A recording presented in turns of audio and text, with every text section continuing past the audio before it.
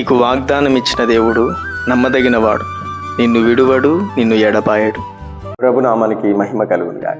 చూడండి, ఉదయకాలమే ఎందుకు ప్రతిరోజు వాగ్దానం అని మనం అనుకోవచ్చు. ఉదయకాలమే ఎందుకు ఈ మాటలు అంటే, మనం ప్రతిరోజు ఫుడ్ తీసుకుంటాం. ఫుడ్ను అసహించుకుంటామా? ఫుడ్ నాకు వద్దనుకుంటామా? శరీరం కావాల్సిన ఫుడ్కే మనం అంత ప్రాధాన్యత ఇస్తే, మరి ఆత్మ సంబంధమైన మాటలకు, ఈ ఆత్మ సంబంధమైన ఈ వాక్యం నీకు లేకపోతే నువ్వు చాలా నీరసపడిపోతావు, చాలా డల్ అయిపోతావు, చాలా భయపడతావు.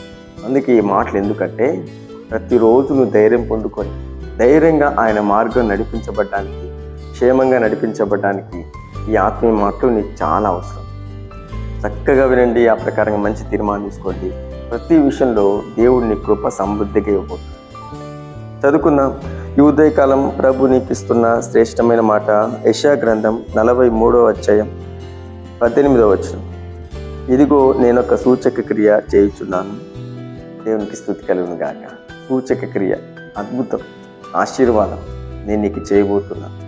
నీ జీవితంలో నువ్వు ఎక్కడ సొమ్మసిల్లిపోయావు, ఎక్కడ బలహీనపరచబడ్డావు, ఎక్కడ కృంగిపోయావు, ఎక్కడ ఆధైర్యపడ్డావు, ఇక మీదట నేను నీకు ధైర్యం ఇవ్వబోతున్నాను. నీ జీవితంలో నేను ఒక కార్యం చేయబోతున్నాను. చూడండి, దేవుడు ఏదైనా కార్యం చేస్తే ఎవరిని ఆపగలరా? దేవుడు ఏదైనా క్రియ చేస్తే నేను ఎవరన్నా అడ్డుకోగలరా? ఎవ్వరు అడ్డుకోలేరు. ఆయన ఆశీర్వదిస్తే ఎవరు పట్టుకోలేరు, దాన్ని ఎవరు ఆపలేరు. ఆయన అంటున్నాడు, నేను నీ జీవితంలో సూచక క్రియ చేయబోతున్నాను. నీ జీవితంలో ఉన్న శోధన, ఇప్పుడు ఏడుస్తున్నావేమో, ఇప్పుడు డల్ అయిపోయావేమో, కన్నీరు కారుస్తున్నావేమో, నా సమస్యలు ఏంటి, నా మీద పడిన ఈ అప్పులేంటి, నా మీద పడ్డ ఈ భారం ఏంటి అని నువ్వు చాలా అలసిపోయావేమో. కానీ ప్రభు అంటున్నాడు, నీ జీవితంలో ఒక సూచక క్రియ, నీ జీవితంలో ఒక అద్భుతం నేను చేయబోతున్నాను. చూడండి, ఇశ్రాయేలు ప్రజలు ఆ ఐగుప్తు దేశం నుంచి బయటకు వచ్చి సముద్రం దగ్గర ఆగిపోయారు. ఇప్పుడు ఏంటి మా పరిస్థితి? ఈ సముద్రం మీద మేము ఎలా వెళ్ళగలం? ఈ సముద్రం దాటి ఎలా నడవగలం? అందరూ కూడా మోషేను భయంకరంగా మాట్లాడారు. ఎందుకు తీసుకొచ్చావు ఇక్కడికి? మమ్మల్ని చంపడానికా? ఈ చంపేదేదో మేము అక్కడే ఉంటే బాగుంది కదా, ఇక్కడ తీసుకొచ్చి మమ్మల్ని ఇక్కడ చంపడానికి తీసుకొచ్చావని భయంకరంగా మాట్లాడుతున్నారు. మోషే దేవుని వైపు చూస్తూ మొదలుపెట్టు. ఆయన అంటున్నాడు, సముద్రం మధ్య నేను మార్గం కలుగజేసే దేవుడు, మిమ్మల్ని అందరినీ యువతల నుంచి అవతలికి దాటించే దేవుడిని మీరు ఇంకా నమ్మకుండా ఉన్నారా? నేను చాలా విషయాల్లో ప్రభు నమ్మమండి. కానీ ఆయన అంటున్నాడు, నేను సూచక క్రియ చేస్తాను. సముద్రం మధ్యలోంచి ఒక దారి, వారికి గొప్ప సూచక క్రియ అక్కడ పుట్టించాడు. దేవుని అందరూ ఆశ్చర్యపోయారు, అవాక్కైపోయారు. సముద్రం మధ్యలో మేము ఎలా నడవగలం? సముద్రం మధ్యలో అవతలికి ఎలా దాటగలమని అందరూ షాక్ అయిపోయారు. కానీ భయంతో మాత్రం అవతలికి దాటించడం లేదా, అవతలికి ప్రభు నడిపించడం లేదా?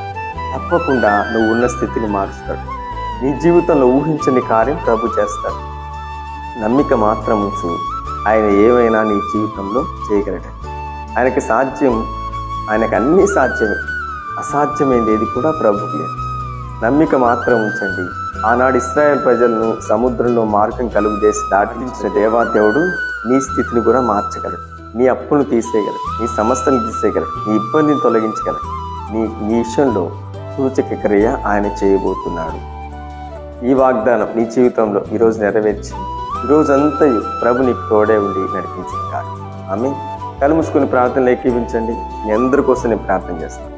మహాపరిశుద్ధుడా, నీకు స్తోత్రం. ఈ మాటలు ప్రతి బిడ్డలు సూచక క్రియ చేస్తున్నావు అని నమ్మునట్లు సహాయం అనుగ్రహించి అద్భుతం జరిగించండి. ఆశీర్వాదం గొప్పగా ఇవ్వండి ప్రభు. ఉదయకాలం మ్యారేజ్ డే, బర్త్డే జరుపుకుంటా ప్రతి బిడ్డను దీవించండి, ఆశీర్వదించండి. వెళుతూ వస్తున్న మార్గం అన్నిటువంటి బిడ్డలకు తోడుగా ఉంది. ప్రతి కుటుంబాన్ని వెలిగించండి. ప్రతి బిడ్డలకు కావాల్సిన ప్రతి అవసరం తీర్చున్నాయి. స్కూల్కు, కాలేజీకి వెళ్తున్న ప్రతి బిడ్డలకు తోడే ఉండి ప్రతి శోధ నుంచి తప్పించు, ప్రతి అపాయం నుంచి తప్పించు, ప్రతి కీడు నుండి విడిచి, ప్రతి సేవా పరిచయం దీవించి, ప్రతి సేవకులను గొప్పగా వాడుకోండి. ఈ మాట వింటే ప్రతి బిడ్డలు మంచి తీర్మానం కలిగి జీవించినట్టు సహాయం అనుగ్రహించింది. నజరేయుడైన యేసుక్రీస్తు నామములో ప్రార్థిస్తున్నాం పరమ తండ్రి, ఆమేన్. ఈ వీడియో చూసిన ప్రతి ఒక్కరిని ప్రభు దీవించి ఆశీర్వదించి అన్ని విషయాల్లో ఫలింపజేయుగాక. ఆమేన్.